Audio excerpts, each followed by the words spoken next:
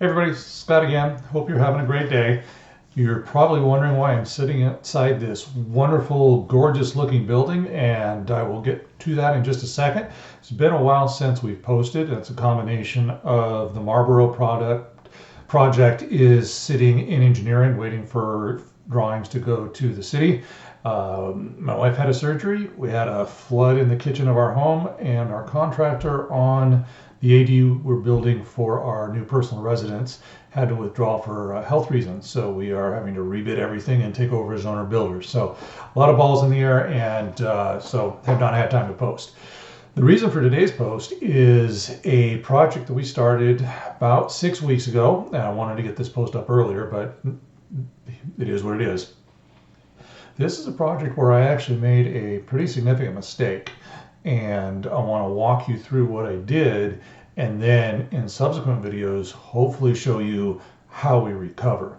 And the whole reason we're going to be able to recover is that we're purchasing property in a up and coming area where a lot of resources are being thrown by the city. However, let's talk about what I did that we've got to fix.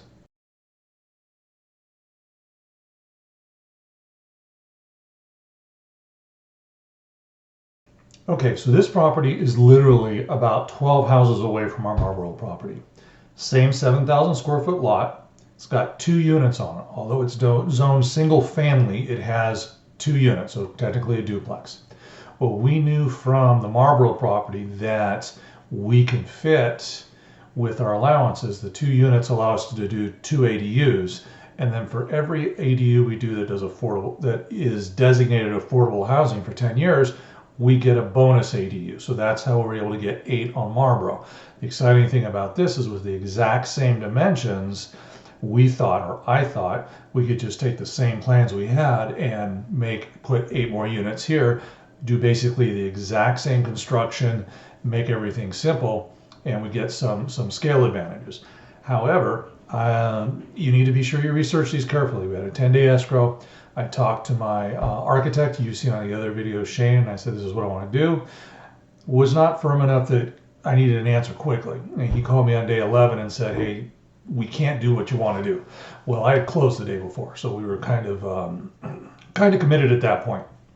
And the issue was, although everything seemed the same, because Marlborough is in a multifamily zone rather than a single family zone, they had what's called an FAR allowance, basically an adjustment. FAR is floor area ratio. So that means if you have a 5,000 square foot lot and your FAR is 1, you can build a 5,000 square feet worth of structures.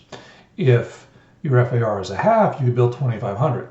Well, on Marlborough, where the neighborhood is 0.58, they gave an allowance to 1.25 because you're within a mile of a transit center and you're a multifamily zone. So we were able to add a lot more square footage. On the new project, which is on 41st, although we are still within a mile of the transit center, we didn't get the FAR waiver. So the most we can put on that lot is about 5,400 square feet, which doesn't allow us to do what we wanted to do.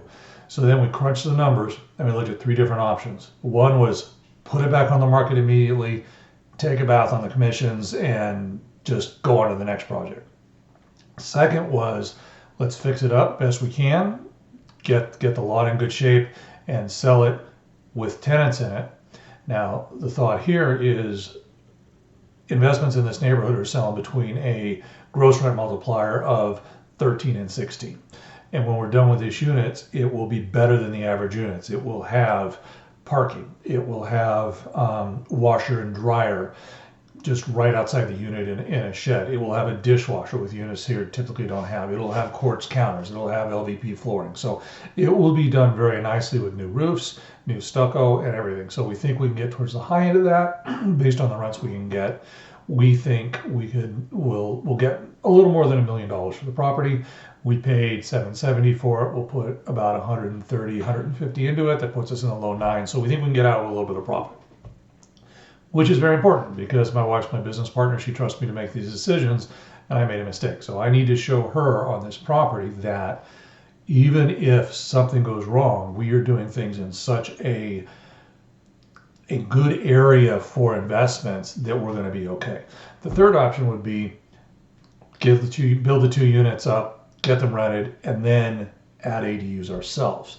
I don't think that's going to make sense. I'd rather free up the money to go for other investments. So we're going with option number 2.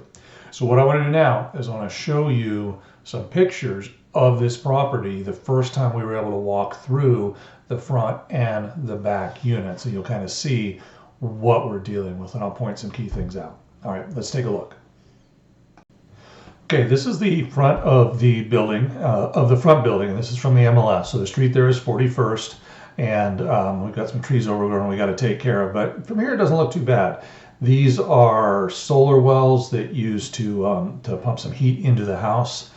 So, but let's take a look at, here you're going to start seeing what we're dealing with. So this is the front of the back unit. You can tell it's really a mess. Former was a window here. There's an oversized closet behind here that we've got to do something with. The deck needs to be replaced. Obviously, we're going to take the siding down to the studs, and the roof on this and the front unit both need to be replaced. That's a little bit kitty corner. You can see the bad shape of the deck, and this is just dry rot all the way down here. So we're going to get new windows, new fascia, new roofs, basically strip it down to the studs and build it back up. Okay, you can see inside the back of the second unit, we've got some water damage, so we'll take that out as we put on the new roof. More water damage there. This was just the fact he's a hoarder. You can see the bathroom door there is in great shape. Just a lot of stuff. This is the kitchen of the back unit. Now, we initially thought we might be able to save the cabinets here and just put new quartz in, but we're missing some facing here, so I'm not sure that's going to work. Okay, this is once again the inside of the back unit. This is the side of the back unit again. This is the bathroom of the front unit. You can tell the water running here. It was permanently running. It was a leak, so obviously we shut that off as soon as we took ownership. So just showing you general conditions. This is the kitchen of the front unit, so that was a water leak there. This is the kitchen also, so these cabinets come out. That's going to come out. The door doesn't even sit on the hinges, so really kind of a disaster. And this last picture is looking over the back fence, and you can see this is the old stable actually that was off the alley, and it's full to about this height with just junk.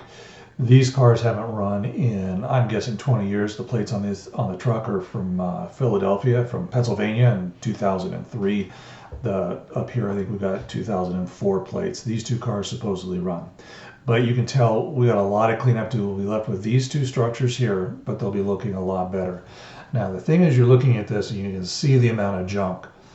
One of the big problems we have, and this once again is another mistake I made, and it had to do with the fact that my wife was having surgery and we had a flood at the house, but we gave the owner's son was living in the back unit there. We gave him 29 days free rent to get out. And that was because once they sold the house, his dad was in assisted living and he was going to buy something. So we needed the money to buy something.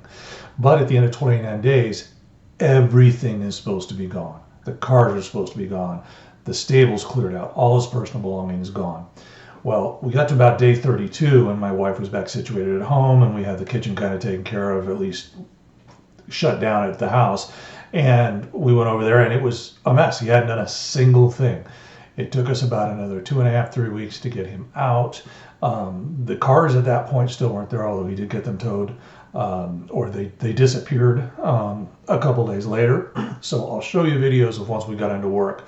But we cleared one 40 cubic dumpster just cleaning out the houses. That doesn't include cleaning out the stable or the kitchen and the bath. So we're going to take two 40 cubic yard dumpsters out of a 7,000 square foot lot. That's in addition to 2 cars, a motorcycle, and a bunch of other stuff. So that was a problem. Delayed us about 3 to 4 weeks, which really I didn't like, obviously. But the mistake was because we're in a competitive bid situation, we had to do it, not holding back $15,000 in escrow until he was out of the property on time. That would have been a little more motivation for him and would have saved us about 25 days that we lost. And that is money, because obviously on the other end of this, we're going to rent these out for about $3,000 a month each. So essentially that cost us $6,000. But at that point, you can't really push too hard, because if they dig their heels in, you could have a 6-month fight to get somebody out of the property. So we kind of just had to encourage him to go, help him get his stuff out of there, and that's what we did. So that's where we sit now. Next video, I will show you once the guys started demoing the front unit.